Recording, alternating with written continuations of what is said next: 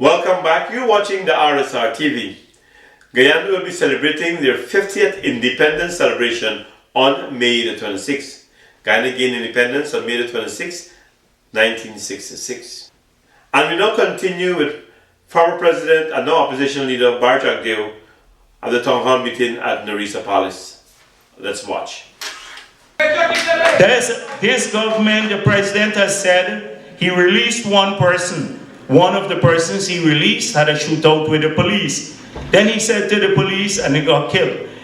You shouldn't be shooting and killing people just like this. You know what a lot of the senior policemen said to me? Oh, we don't want to get into trouble. Let them run amok. Why should we go and risk our own lives? And then the president and the others are saying Ramjatan, etc., will come after us. So the signal that you send. Secondly, the 71 or 70, a bit more, but 71 of those criminals that I know of, 71 persons have been released from the prisons. Now the president has a right to release. Every president had that. I didn't release anyone, only bench cop. I pardoned him after 5 years in prison. But so he has the right to do it. But all we're asking is to see the list of people who he pardoned. This is state secret.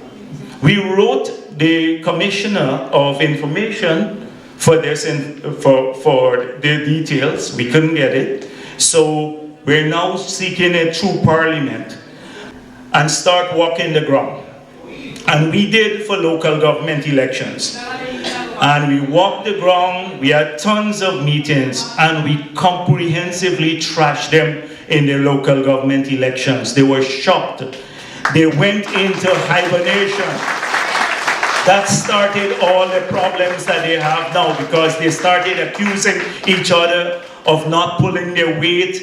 APNU saying the AFC didn't pull their weight because Nagamutu was even scared to go in our areas. People booing him, chasing him out and stuff like that. So they could not go on the ground after having broken all the promises to people. The sugar workers, the rice farmers, the pensioners, the public servants, every single group they made promises to, they broke those promises. And hardships in the city had started mounting. So we won 48 of those areas outright, of the 71. We tied another 7 of them. Even areas that they won in the past, we won in the last election, in the local government elections. So they couldn't believe it. We won about 750 of the 1,100 odd seats that were contested. We won about 750 of them.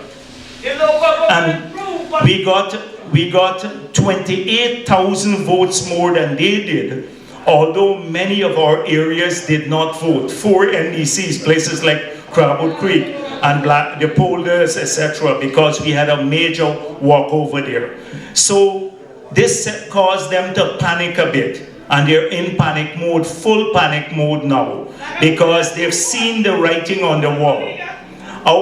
Our supporters, a lot of them who believed the promises and left us, they've seen the true nature of this government that discriminates on the basis of race or politics. They've seen that they have no intention of keeping their promises. They see the assault on the rice industry and the sugar industry, breaking all of their promises again. They promised no closure, 20% increase for the sugar workers, nothing of the sort.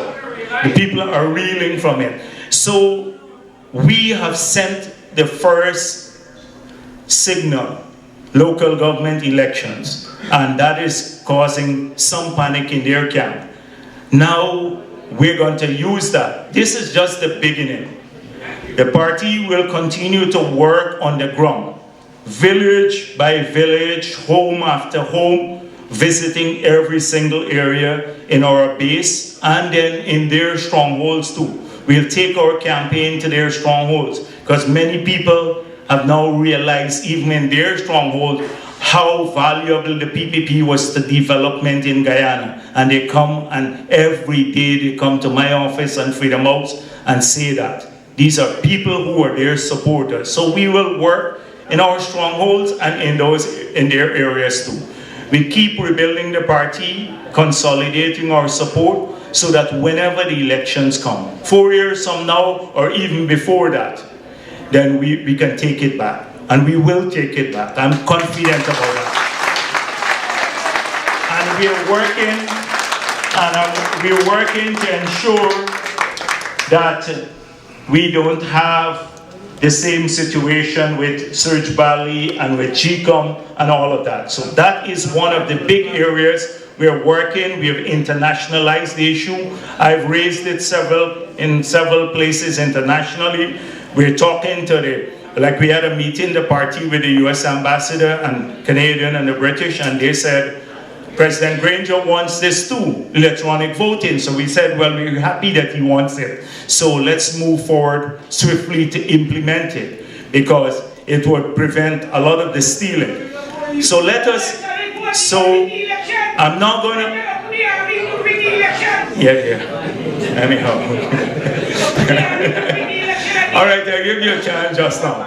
I've been talking a little bit too long, but I don't want to go on. There's so many things I can say here today. But I more wanted us to have a little discussion. I can talk about Nagamutu, but really, I don't waste my time on Nagamutu. I don't waste my time on people like that. Nagamutu is vacuous.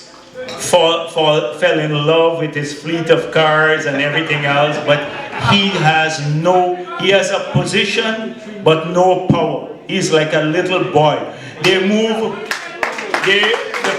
Prime Minister Samuel Hines had an office and his staff separate. He had a ministry. It was in Kingston. You know what they did? They moved Nagamutu's office into the president's office. The president came to Parliament and he announced what is the entities under his office, the presidential secretariat, and Nagamutu's ministry is there too. So Nagamutu, why do you think this big fight with Harman? Why do you think they have a fight with Harman now? Because Harman is his boss. He has no say. He has absolutely no say in the office of the president, because everybody goes to Harman. Nobody goes there to him. So he has a little cubbyhole in the office of the president now, but he has a huge fleet of cars, 8 of them. 8, more than I ever use. I had one behind and one in front, Ramatar, Chetty Jagan, etc. He as Prime Minister has 8 cars.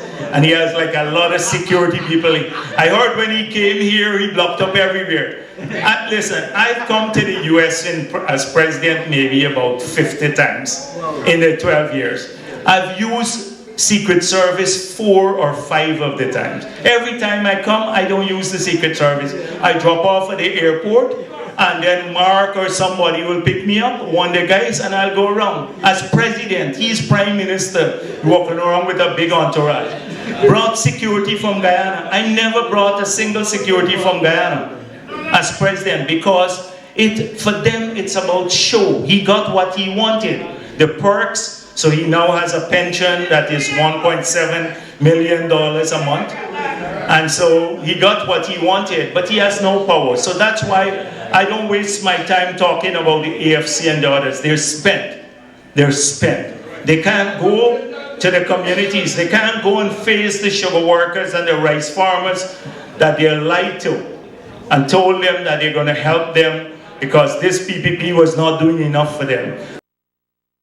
I'm convinced long before the next elections come around, people will crave for a change. And then more and more, they would recognize that with all of our faults, and because we had many faults too under the PP, we are not perfect. We are not perfect, but with all of our faults, we move the country forward. We change Guyana for the better. With all of our faults. And so, comrades, I'm not going to spend much time more talking because I want us to have a discussion and you can raise any issue you want with me. Thank you very much.